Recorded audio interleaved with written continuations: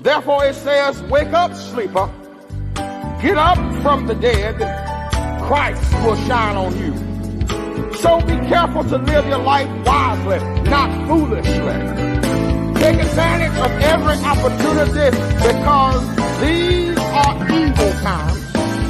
Because of this, don't be ignorant, but understand the Lord's will. Saints of God, my eyes have seen the glory and the coming of the Lord. He's trampling out the vintage with the grapes of wrath of scorn. He hath loosed the faithful lightning of his terrible swift sword. His truth is marching on. I see him in the watchfires of 100 circling camps. They have builded him an altar in the evening dew and damps. I can read his righteous sentence by the dim and flaring lamp. His day is marching on.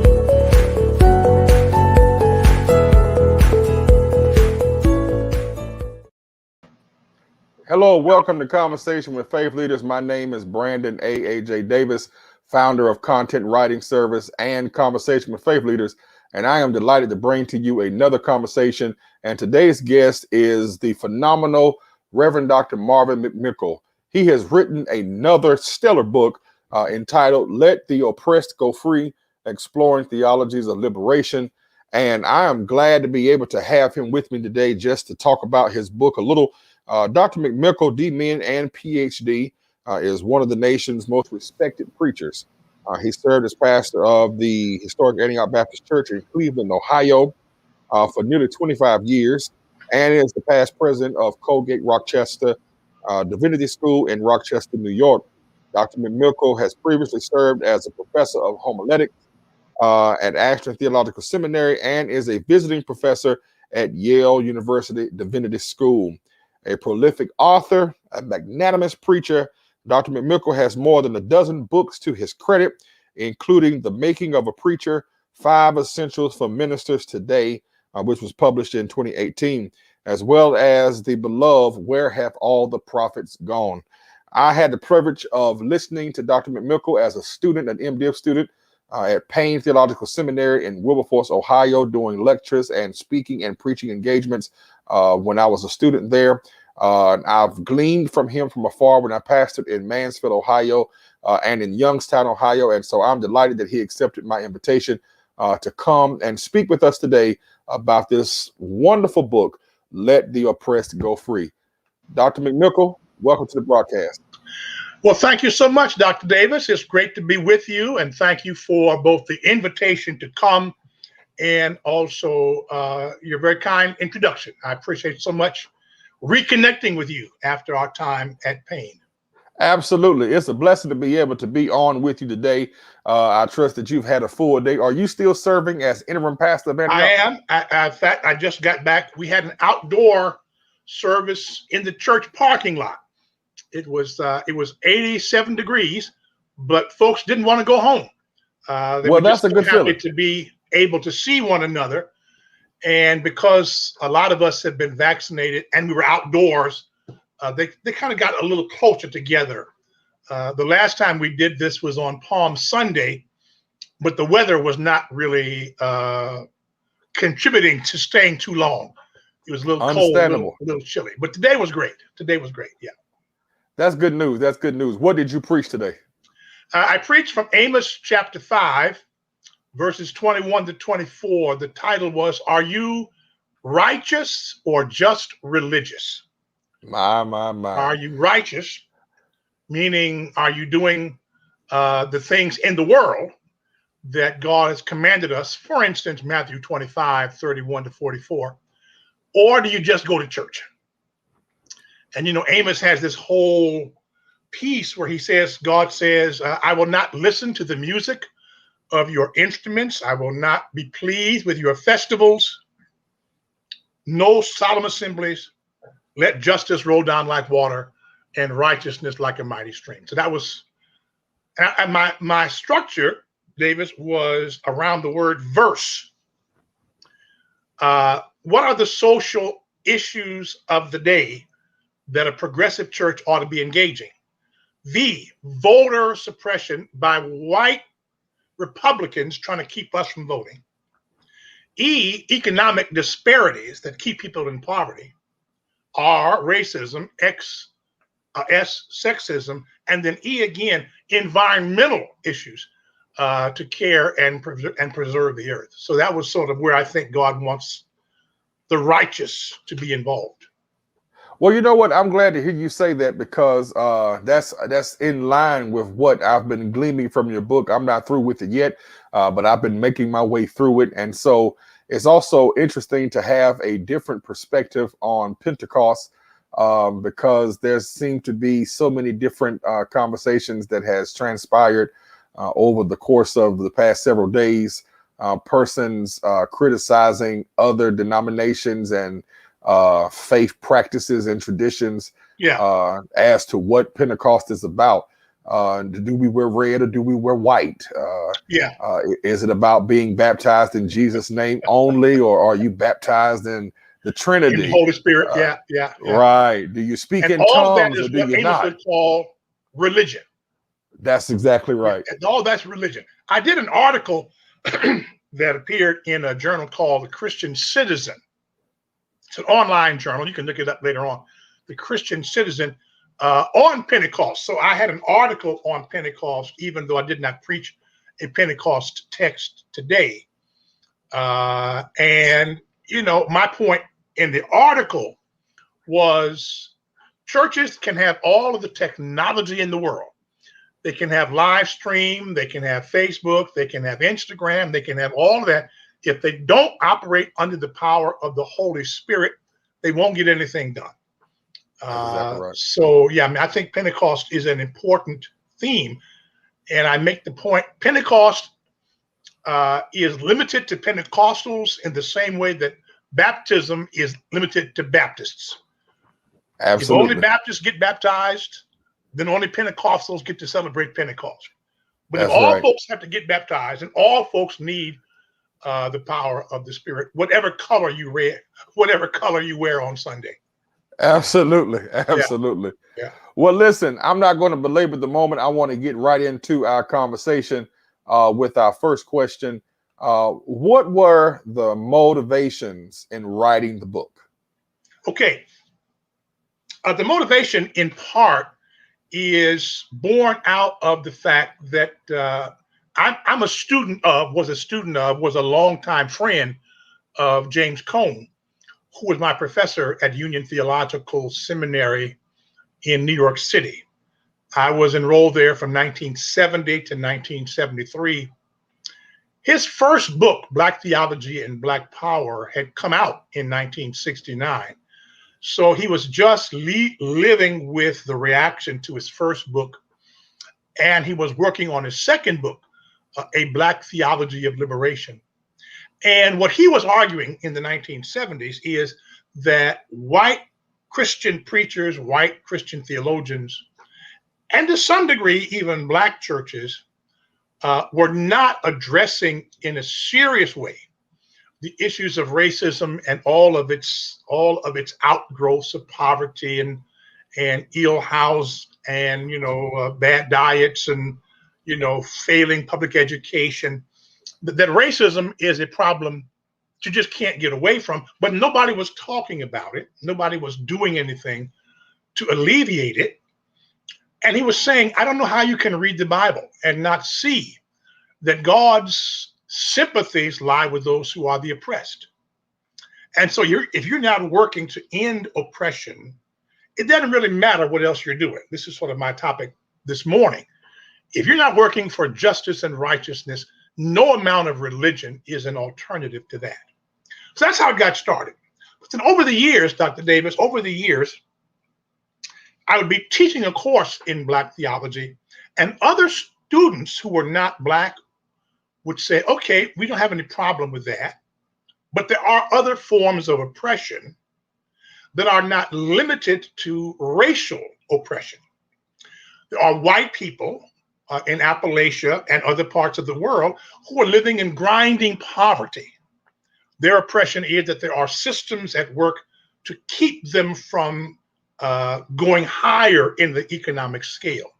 And so a second kind of liberation theology was born out of Latin America, which was called also Latin American liberation theology, where the issue was not race, it was poverty. Then came feminist theology, which said, okay, the issue is neither race nor class. The issue for us is gender.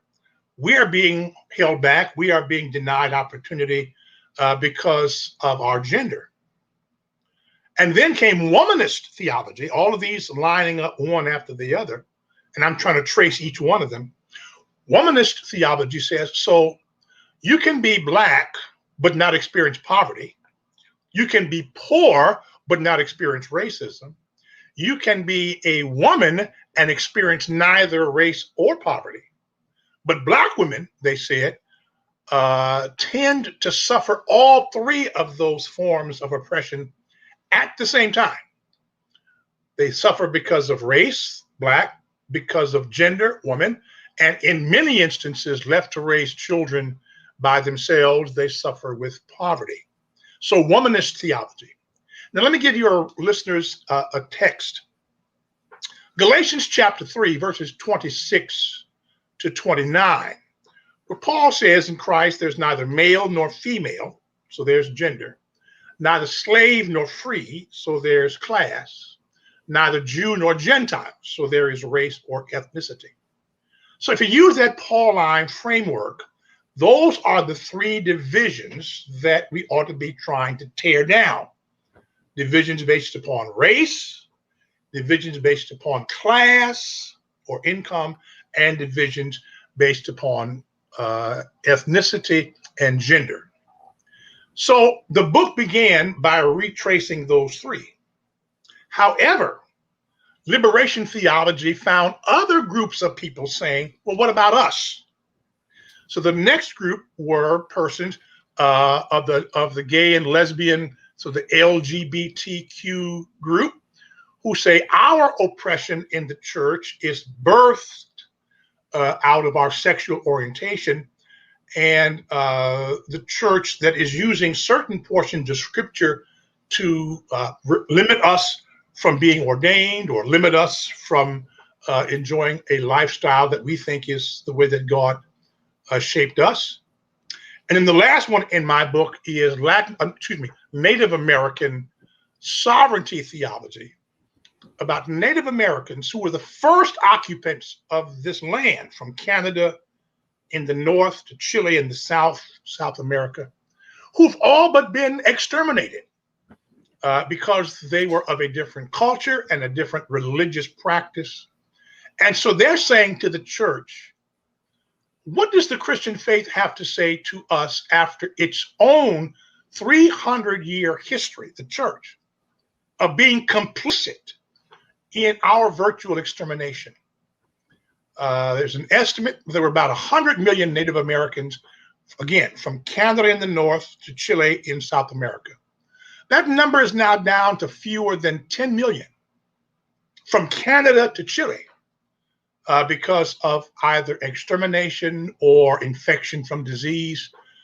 The worst cases of poverty, the worst cases of depression, the worst cases of drug and alcohol addiction, The worst cases of homicide and suicide are on Native American reservations. So what do we say about all forms of oppression?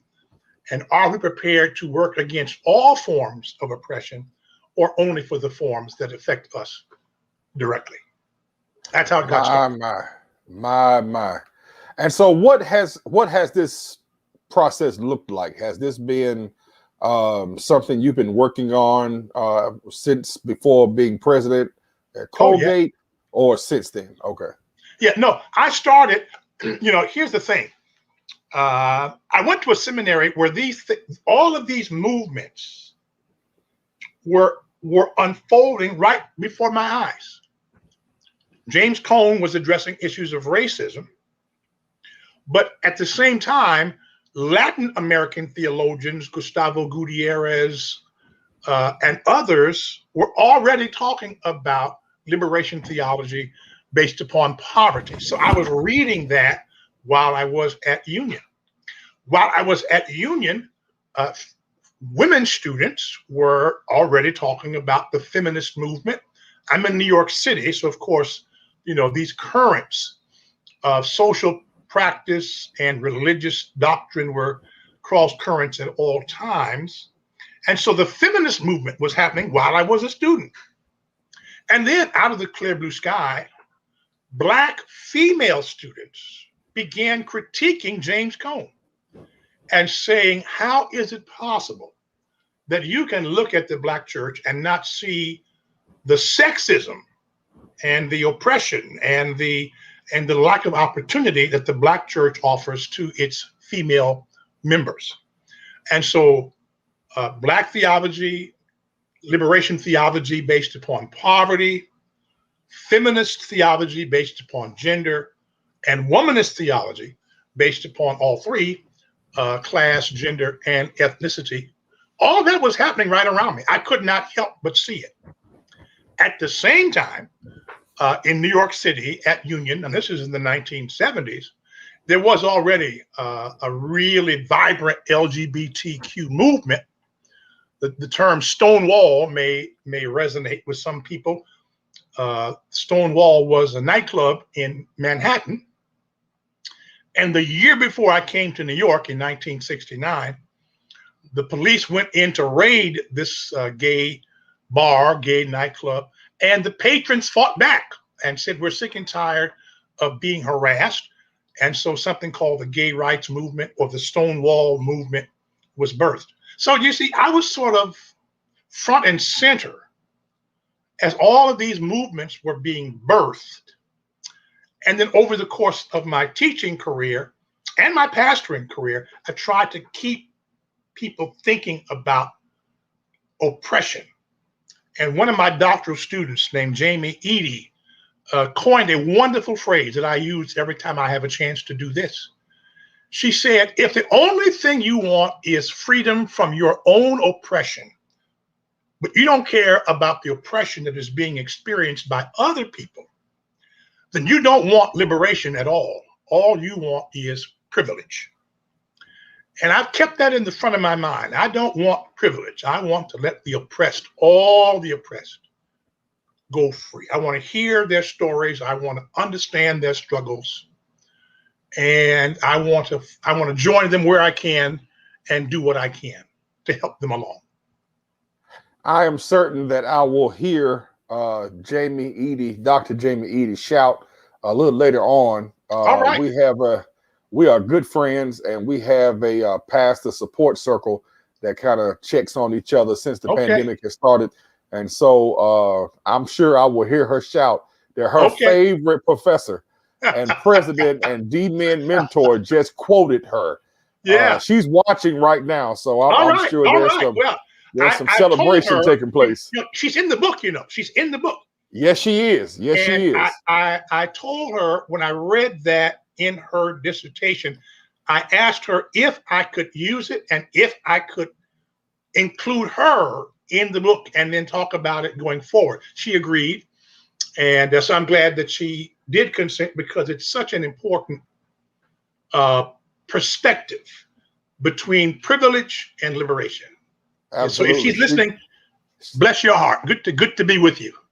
She just posted, "I'm here," so Okay. All she's right. watching indeed, and so I'm glad to hear that, and glad to know that she influenced your work, Yeah. because that is very important. We've Yeah. been talking a lot lately about and not we, I'm saying preachers who are concerned about racism and injustice throughout this country, and not just racial injustice, but all forms of injustice and oppression.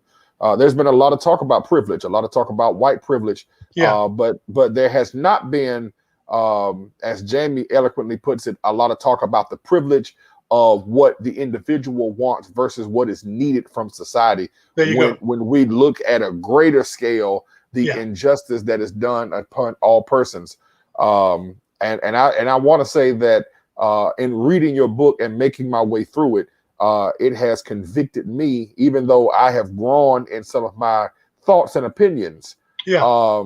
It's still a wonderful feeling to be convicted that too often I thought that there's a separation of the injustices.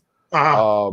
I held to the belief that the same oppression that Black people went through to be treated as human beings was not the same as what our lesbian, gay, trans, Yeah. queer person brothers and sisters have gone through. And Yeah. so, in reading the book and making my way through it, that conviction is there. You know, when a person is hurting, that person feels the hurt. Yeah. And there is no difference in hurt. Hurt is hurt, and hurt people hurt people. Amen to that, Doctor. Listen, there's a famous quotation that Martin Luther King Jr. used, and that many of us in subsequent generations have picked up on, when Dr. King said, "Injustice anywhere is a threat to justice everywhere." Yes, It may sir. not be directed directly to you, but people who feel at liberty to deny the rights to some will just as easily deny rights to others if they want what someone else has, or if they do not want to share with others any of the benefits that life affords them. I don't want you to have the same access to housing that I have. I don't want you to have the same opportunities of employment that I have. I don't want you to be able to fulfill all of your dreams as I want for myself. So I think it's important. And then there's a verse in Romans 12, verse 15, that is for me a parallel passage, where Paul says that one of the marks of a Christian, certainly not the only one, but one of the marks of a Christian, is one's ability to weep with those who weep and rejoice with those who rejoice. So let's assume that nothing bad has happened to you. You are fine, your life is in order, but you have heard that something awful is happening, has happened, continues to happen to others. Can you bring yourself to care about their problems? Or are you so wrapped up in your own success that you really don't care? And then turn it over. Something great has happened to somebody else, but it hasn't happened to you. Are you so resentful that your good fortune has not come, that you cannot celebrate the good fortune that occurs for others? So I invite people to chew on that. Can we enter into each other's sorrows even when we have no reason to be sorrowful?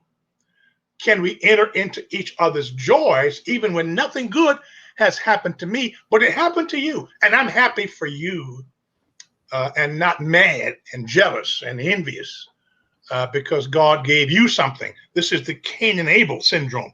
God smiled on you and not on me. I better kill you. Exactly. Exactly.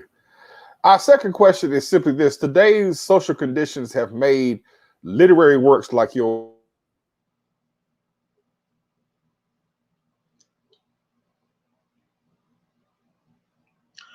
Okay, let me get my book out, chapters 5 and 8. Just one second.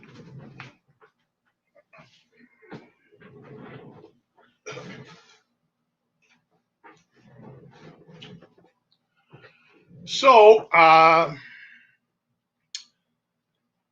I'm going to tell you a story about myself. Chapter 5, Feminist Theology and the Voices of Women in the Church.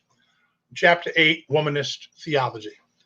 Unlike many of my male colleagues, well, unlike many people in the church in general, my first pastor was a woman. I'm from Chicago, Illinois. I was born there in 1948. And my pastor was Mary G. Evans. If you've ever heard of the book Daughters of Thunder, I'm looking at it right now, Daughters of Thunder by Betty Collier Thomas, you will see an entry on Mary G. Evans. She was the pastor of the Cosmopolitan Community Church in Chicago for about 30 years. And she was the first preacher, the first preaching voice that I ever heard. I never knew there were men preachers because the only preacher I ever heard was Mary G. Evans. So years later, when I got, sort of around people of other backgrounds, and they began to tell me that women should not be preachers, women cannot be preachers, God did not call them to preach. Gosh, all I could think of was my first preacher. That was Mary G. Evans. So my sympathy on the issue of women in ministry is traceable in large measure to that.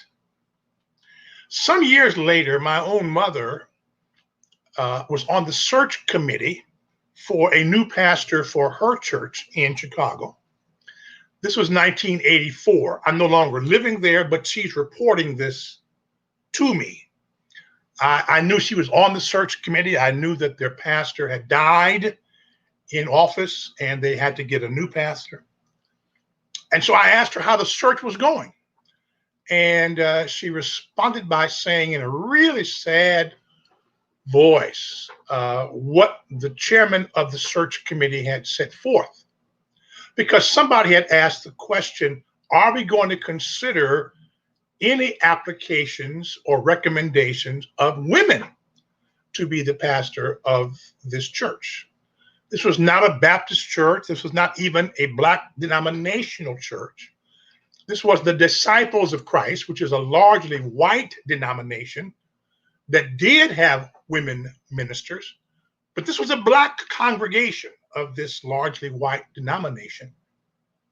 And the chairman of the search committee said that, speaking for himself, he would rather that they hired the least qualified man rather than the most qualified woman. So that comment, coupled with my own early experience, just kept me aware of the fact that 36 years later, from my birth until 1984, we've not moved too far on this issue of women in the ministry. There's a chapter in here, I think it's chapter 6, called Listen to These Women. I tell the story of a dear friend of mine named Tracy Blackman, who belongs to the United Church of Christ. Tracy Blackman was the pastor of a church in a town called Florissant, Missouri. And Florissant is halfway between St. Louis and Ferguson. Ferguson, where Michael Brown was shot and killed and left lying in the street for 4 hours.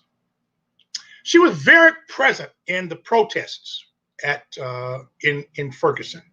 And because Tracy Blackman is rather tall, and because she always wore a clergy collar when she was at these protests, she really stood out in the news. I would often see her on CNN or MSNBC or somewhere, sometimes even being interviewed.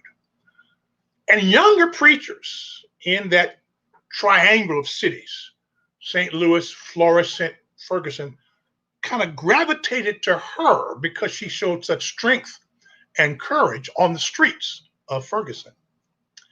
But one day she was invited to go and give a prayer at the funeral of a friend of hers who had asked her to do this, to pray at her funeral at a church in St. Louis. She agreed. She went. Her name was on the program, the Reverend Tracy Blackman. The pastor of the church knew just who she was. And so before it was her time to pray, the pastor said this: I don't allow women in the pulpit of my church. I don't believe in women preachers, but since the deceased has asked this person to pray, we'll allow it, but she can only pray from the floor. Okay. I kind of scrapped that out as a generational thing. This was an older person, died in the wool, conservative. He's just never going to come around. What broke her heart, what I put in the book, is that many of the younger preachers who saw in her, in the streets of Ferguson, someone to run to, did not come to her support that day. They were there at that church. They would not sit with her. They would not stand with her. They would not speak up and say, if she can't speak from the pulpit, I won't come to the pulpit. They just cut her off. So this problem of women in the ministry, it seems to me, is an old one. And unfortunately, this present generation of younger preachers seems to be as resistant to this as their fathers and their grandfathers were. And that is, for me, a troubling thing. Chapter 8 is then more precisely about womanist theology. Womanist theology is a weaving. It's a knitting together of separate strands of human experience that are uniquely experienced only by African-American women. I'm an African-American male. I know all my life. I know about racism. I had some early experience with poverty. My parents were not well off, and my mother ended up raising my brother and myself by herself. So we lived in poverty in Chicago. But then, of course, I have no experience with sexism, and I don't have any experience with poverty now. So I don't go through life, burdened by matters of gender or matters of economic deprivation. But Black women are trying to get the church to understand, and the world, that you can experience at the same time all the hate of racism, all the bigotry and narrow-mindedness of sexism, and all the harshness of poverty when you are left to raise children by yourself, or when you work as hard as a man does, but you don't get the same compensation. Women still earn 75 cents for every dollar that a man earns for doing the same job. So chapter 8 was to say African-American women are asking the Black church to care about more than racism, to care about more than sexism, but to care about racism and sexism and all forms of poverty. My church in Cleveland, Antioch Baptist Church, is located in one of the poorest neighborhoods, in one of the poorest cities, in the richest country in the world. How is that possible? My wife and I watched a TV program 2 nights ago. Lester Holt from NBC News was doing this tour across America. He was in Cleveland on Wednesday, but in Los Angeles on Friday, where he showed row after row, block after block of tents of homeless people living on the streets within shouting distance of Beverly Hills, right up to the Santa Monica beach. This is the United States of America. And we have members of Congress who are voting against programs that allocate federal resources to alleviate childhood poverty. It is disgraceful that we have people who are millionaires sitting in Congress who do not see it as useful to make available to poor people a way out. So womanist theology is a very important voice for those of us who are living all three of these at the same time: racism, sexism, and economic deprivation. That's how those two chapters came to be. That's very interesting. And I tell you, one of the things that was a blessing to me to read was the section where you call for the women's voices. Yeah. And you call for them to speak. And you did this litany, if you will, this biographical litany of these wonderful, phenomenal Black women preachers. Yeah. Yeah. Of which I did see the wife of the late Archbishop Jesse Delano Ellis II, who was listed among them. There was Elaine Flake, who I just simply adore and admire, who is now serving as the senior pastor of Allen Temple AME Church in Jamaica, Queens, in New York. It was amazing to see how you lifted that up and how you draw our attention to the issues that are currently besieging the clergy today. Last year, I had a conversation with that included Bishop Vashti McKenzie, where we talked about theological misogyny, and Dr. Jamie Eady was also a part of that conversation.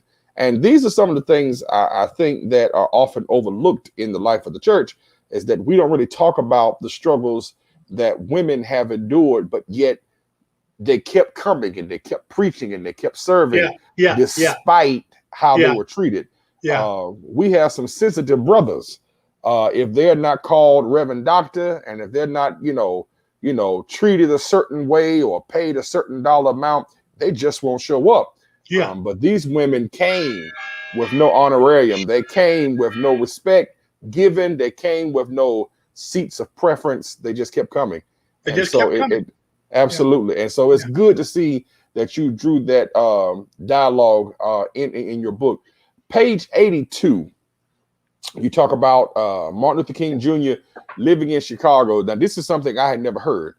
Can you expand on that story and the implications of Kingian thought regarding poverty and race as a dual or singular problem in America? Yes, indeed. Thank you for being that page specific. I appreciate that. In 1966, I was 17 going on 18. I had gone to a vocational high school. Folks who are from Chicago know that Chicago not only has the traditional high schools that are geared for pre-college, but they also had on the east side and the west side, the north side and the south side, what they call technical or vocational high schools, the purpose of which was to train people for the various industries that were in Chicago at that time. So I went to what was called CVS, Chicago Vocational High School. I trained to be a graphic designer and a printer, setting linotype and printing magazines and pamphlets and flyers and leaflets. We didn't print books, we printed magazines and such. Well, one magazine in particular, we printed Playboy magazine. That was our primary product. So you can imagine at 17 going on 18, where your major product is Playboy magazine in 1966. I was anxious to get to work in those days. But so I was on lunch break one day, sitting in the lunchroom, and I was reading one of the Chicago papers that announced that Martin Luther King Jr. was coming to Chicago that night or the next night to begin an open housing campaign. I did not know this until I got involved, that in 1966, the 5 most racially segregated cities in America by population, neighborhoods with large populations, were Chicago, number 1, Detroit, number 2, Cleveland, number 3, Gary, Indiana, number 4, and I forget what the 5th one was, but Chicago, Detroit, Cleveland, and Gary were among those top 5. When I'm living in Chicago, I come to find out that I'm living in the most racially segregated city in the United States in terms of neighborhoods. I lived in a neighborhood that was entirely black. Other folks lived in neighborhoods that were entirely white. When I went off to college in 1970, my mother and her sister had bought a house in a new neighborhood on 82nd and Loomis. They were the first or among the first black families to move in. By the time I came home for Thanksgiving, now listen to this, they moved into that house in August of 1966. By the time I got back from Thanksgiving, there were for sale signs up and down the street because white families did not want to live anywhere near black people.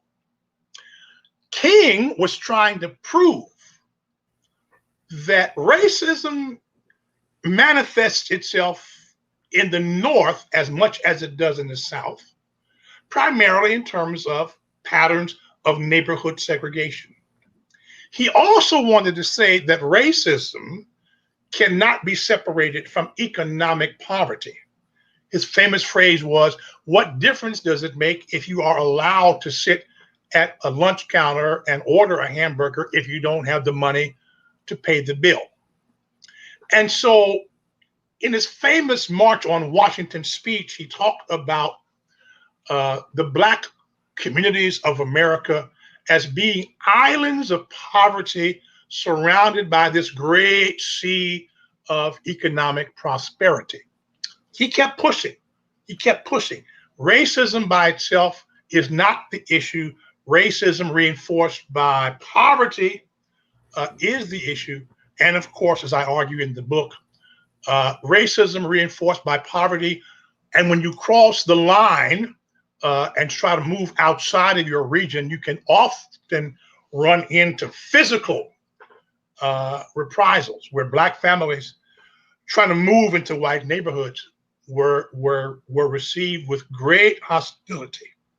The novel Raisin in the Sun by Lorraine Hansberry is about moving into an all-white neighborhood in Chicago in the 1950s. So the worst segregation was not limited to Birmingham, Alabama, or Memphis, Tennessee, or any place in Georgia. It was as bad, he said. In fact, he said the violence he saw, the hatred. I saw more Ku Klux Klan people and more white Nazis and more white nationalists in Chicago than he said he'd ever seen any place in the South. Wow. And so he spent the summer of 1966. Well, he would come and go. He moved his family into an apartment on the West Side. And they stayed there for, I think, most of July and August. He was always out and around because he had to go out and give speeches to raise money to support the civil rights campaign. But yeah, that was a formative time. So think about this. In 1966, I meet Martin Luther King Jr. So there's my social activism. In 1970, I meet James Cone. So that's sort of my black theology, theological inclination. Formation. In 1972, I get hired at Abyssinian Baptist Church, where Adam Clayton Powell had just died and where Samuel Proctor was now the pastor. And suddenly both my political interests and my idea that a pastor can also be a college or seminary president, because Sam Proctor was the president of 2 black colleges and was even then professor at Rutgers University in New Jersey. So everything in my life, every major influence, every intersection of my journey has contributed to this book. I would not have been able to write it if I had not met the people and been exposed to the various views about what the faith is like from King and from Cone and from Powell and from Proctor and others. and of course, Mary G. Evans. Why can't a woman preach? What's that all about? They've been preaching, since Jarena Lee in 1803. Maybe men did not like it, but what men do and don't like doesn't seem to influence who God does and doesn't call. Just get used to it. Absolutely. And now you just revealed something that I did not know, and so I am a Adam Clayton Powell fan. He's like everything to me, and so you just revealed something I did not know. This has been a wonderful conversation. I have two quick questions, and we're going to wrap this thing up. But we're going to take a quick commercial break, and then we're going to come back and we're going to have these last two questions, and we'll end this conversation. Okay, I'll sit right here.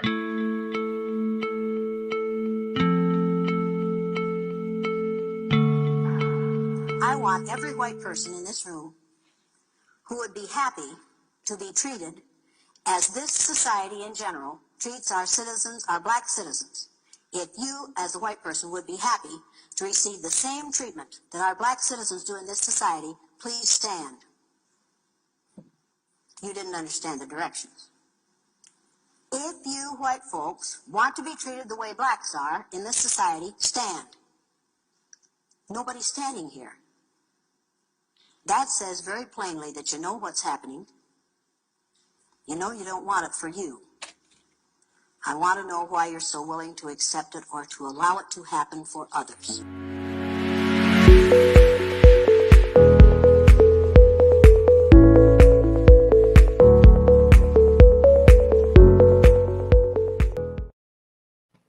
And so we're back. I have with me today Dr. Marvin McMickle, who is the author of Let the Oppressed Go Free, Exploring Theologies of Liberation. Trying to get it here. There we go.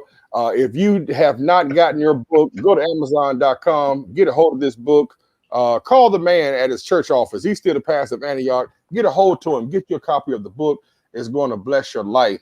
Dr. McMickle, I want to ask you right now, what are your hopes for this book regarding pastors, ministers, and seminary students looking to address forms of oppression and Black Lives Matter concerns? Yes, thank you. I think the hope of all serious theological reflection is that it prompts the next round of conversation. I don't think that any theologian actually thinks that, in fact, I certainly hope they do not think that their book ends the discussion. Every generation of theologians, I think, is simply continuing a discussion that they inherited from those who taught them and from those who taught the ones who taught them. So it's like a relay race where, James Cone and James Sanders and those professors, or Martin King, or Samuel Proctor, or Gardner Taylor, or Mary G. Evans, who were my preaching idols.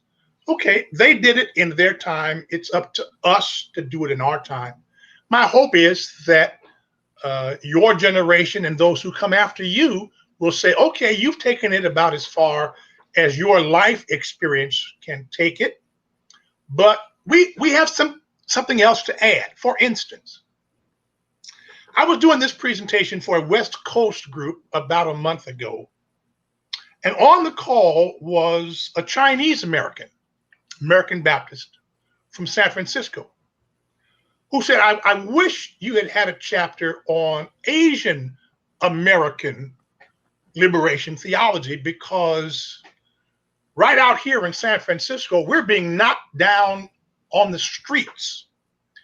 We're not being picked up by taxi cabs. We're not being served in restaurants because they think that we are responsible for COVID-19. Donald Trump has called this the China virus. And so they're blaming COVID-19 on all Chinese people. I hope that as other groups come forward and say, me too, your oppression is based upon racism, African American, yours is based upon economic deprivation, yours is based upon gender, Yours is based upon gender, class, and ethnicity. Yours is based upon sexual orientation. Yours is based upon being the original occupants of this land and then having it taken from you. Asian Americans are now saying, first of all, Asia is the biggest landmass on the continent. Asia is India. Asia is China. Asia is Japan. For heaven's sakes, Asia is even parts of Russia. How do you blame 2 billion people for the virus? But that's what Trump has done. So I saw a news clip where a black man was knocking an elderly Chinese woman to the ground and kicking her, telling her, "You don't belong here." Now, you tell me, what kind of sense does that make? An African-American man who at any minute could be stopped by the police and beaten is telling an Asian woman and kicking her, "You don't belong here." So the work has to go on. My generation has not been able to solve this. All I can do is take the conversation to this point and hope that you and Jamie Eady and others, Sabrina Ellis, will carry it forward. Absolutely. That's amazing to see how the book is reaching other people in ways that, once again, many of us did not consider to even add to the list of oppression and injustices. Dr. McMickle, I want to say thank you for this book. I want to thank you for Where Have All the Prophets Gone? It was when I was a student at Payne Seminary, Bishop C. Garnett Henning was the presiding bishop then, and vice president of the board of trustees at Payne. Dr. Leah Gaskin Fitchie was my president, who graduated me. Dear friend of yours, indeed. And so that book was almost beat into us. The question was asked: are you guys just going to be the status quo preachers, or are you going to be something different? Are you going to arise to the challenge that Dr. McMickle has put before us and asking the arduous question, where have all the prophets gone? So I want to thank you for this book. I want to thank you for the language, because it is indeed what we need to hear in this society where the words have become used as weapons. Is the rhetoric is important. And I have said this before, if people are not aware that it was rhetoric, not just racism and whiteness, that caused the riot on Washington in the beginning of the year. It was words the rhetoric. Words do have power. I have one last question that I want to ask. And I ask this question to all, but we're going to take another commercial break, advertising the show for next week with Jane Elliott, and then we'll come right back. All right.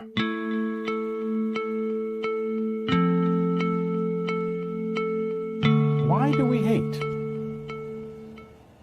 We hate because we're taught to hate. We hate because we're ignorant. We're the product of ignorant people who have been taught an ignorant thing, which is that there are 4 or 5 different races. There are not 4 or 5 different races. There's only one race on the face of the earth, and we're all members of that race, the human race. But we have separated people into races so that some of us can see ourselves as superior to the others. We thought it would work, I guess. It hasn't worked. It has been bad for everyone. But it's time to get over this business.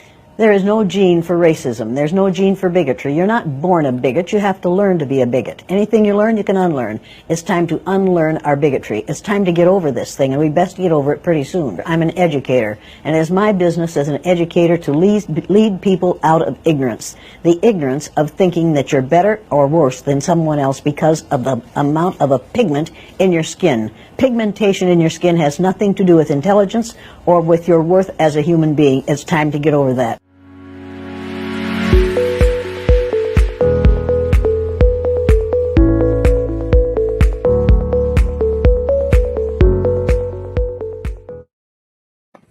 And so once again, we're back with Dr. Marvin McMickle, the author of Let the Oppressed Go Free. And so, sir, I ask all of my guests this simple question: how do you define unholy silence? How do you define unholy silence? Wow, that's a great question. I think it is when you are able to see suffering, like the priest and the Levite in the Gospel of Luke, when they saw the beaten man on the side of the road and walked by on the other side. Did not intervene, did not inquire, did not come to his aid. They saw it, they knew it, they just didn't care enough about it to stop and get involved. So I think your silence is unholy when you know that something is wrong, when you know that you should try to respond, but you keep your peace because one of two things. One, it does not involve you, and therefore why should I care? Or two, if I get involved, I might get in trouble. And God forbid that I say or do anything that might have a negative consequence on me. So I better just mind my own business and keep my mouth shut. You know, there's this wonderful phrase that came out of the Holocaust by a German pastor named Martin Niemöller. It's about this unholy silence. He said, first they came for the Jews, but I wasn't Jewish, so I said nothing. Then they came for the communists, but I was not a communist, so I said nothing. Then they came for the trade unionists, but I did not belong to a trade union, so I said nothing. Then they came for the homosexuals, but I was not a homosexual, so I said nothing. Then they came for the gypsies, but I was not a gypsy, so I said nothing. Then they came for me, and there was nobody left to say anything.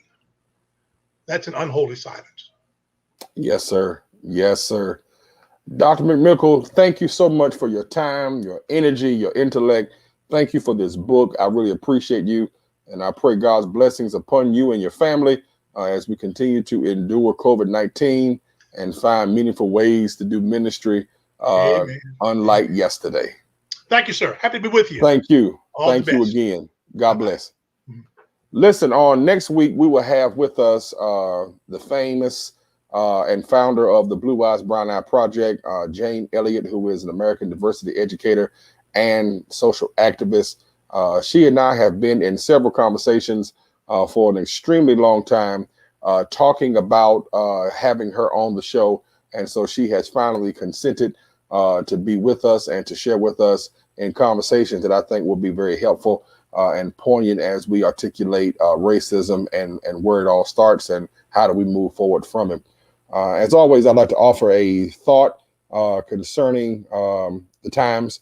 The unethical and ungodly allegiance to the implicit wrongness of racism, whiteness, and white privilege halts the progress of unity, acceptance, and racial reconciliation.